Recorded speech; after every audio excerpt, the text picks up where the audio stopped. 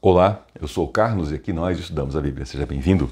Vamos prosseguir no nosso estudo do Evangelho de João. Se você está chegando aqui agora, conhecendo o nosso canal, saiba que nós aqui estudamos a Bíblia numa perspectiva de buscar o entendimento do leitor original.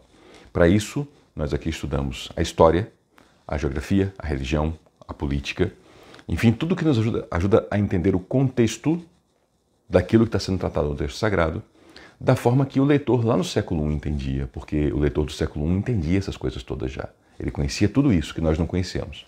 E muitas vezes nós nos perdemos por querer aplicar a nossa cultura sobre o texto e interpretar o texto à luz da nossa cultura, da nossa história, da nossa religião, do nosso entendimento sobre a política, sobre as relações sociais, sobre as relações familiares, e aí nós perdemos o conteúdo.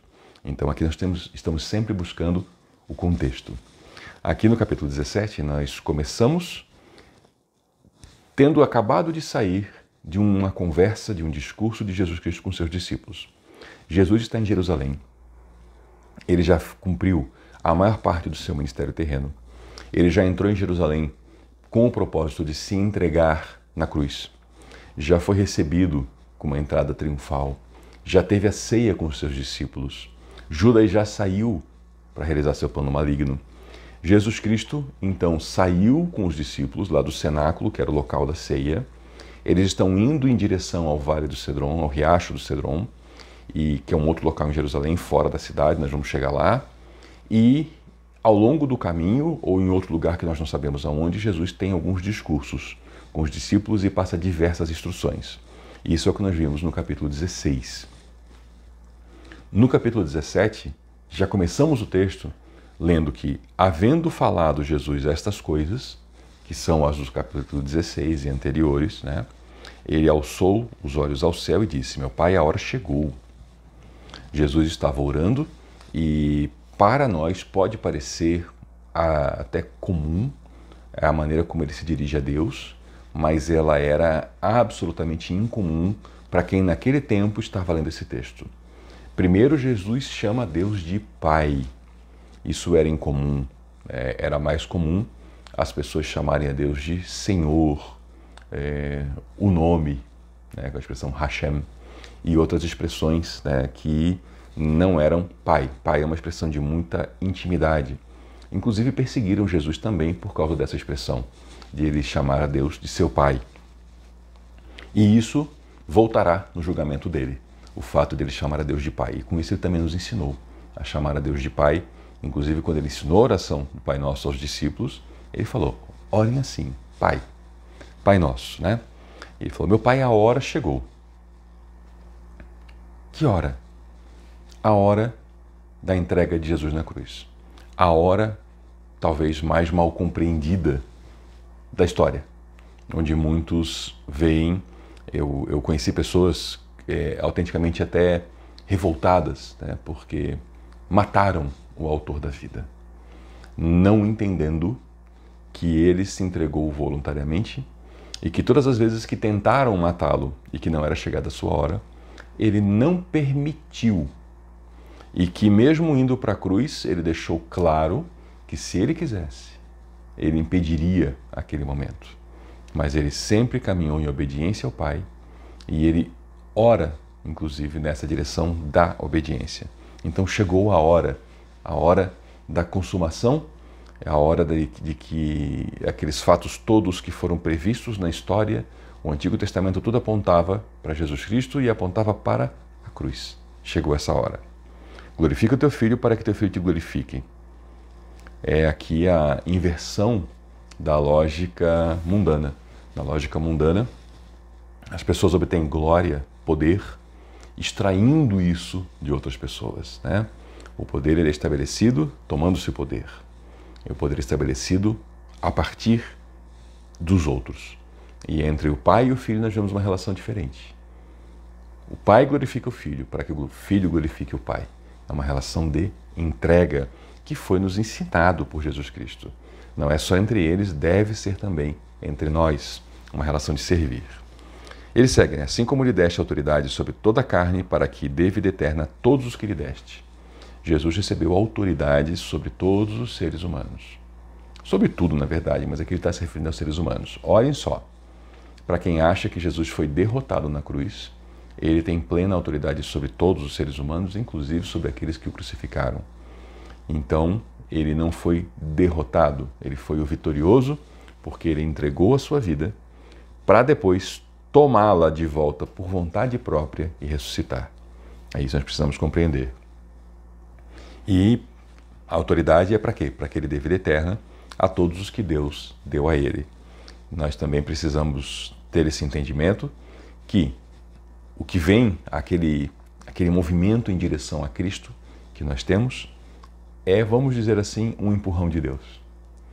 Deus está atraindo todos os seres humanos para a cruz, para Jesus Cristo. Alguns atendem esse chamado. E esta é a vida eterna, que te conheçam um único Deus verdadeiro, e é Jesus Cristo a quem enviaste. A vida eterna é isso. É conhecer o único Deus verdadeiro e é conhecer Jesus Cristo enviado por Ele. Só há um Deus, não há outros. Nós temos que ter clareza que existem práticas que, ainda que não pareçam, elas são práticas idólatras. É tratar aquilo que não é Deus como se fosse Deus. Nesses dias que nós vivemos, é muito comum nós vermos um culto ao dinheiro, mesmo dentro, às vezes, de comunidades cristãs, culto ao poder, uma necessidade de estar perto do poder, de usufruir do poder, e culto ao sexo. Esse nem precisa explicar muito. A nossa sociedade, com tantas telas ao nosso redor, ela o tempo todo oferece essas oportunidades de culto ao sexo, e elas estão crescendo tanto porque muita gente está abraçando esse culto. Existem cultos a pessoas, e ainda que não sejam chamados de deuses, são tratados como se fossem. Há um único Deus verdadeiro, que é o Pai. Então nós precisamos conhecer esse Deus e conhecer a Jesus Cristo. Conhecer não é constatar a existência, não é admitir a existência e não é nem mesmo admitir a divindade do Pai. Conhecer é um caminhar junto. Se conhece realmente dando passos dia após dia na mesma direção, andando juntos. Quando nós conhecemos uma outra pessoa, quando nós dizemos que conhecemos alguém, nós às vezes usamos uma palavra para duas situações diferentes. Você pode dizer, por exemplo, que você conhece o seu pai e sua mãe, no sentido de que você já pode até mesmo antecipar o que eles vão querer, o que eles vão gostar.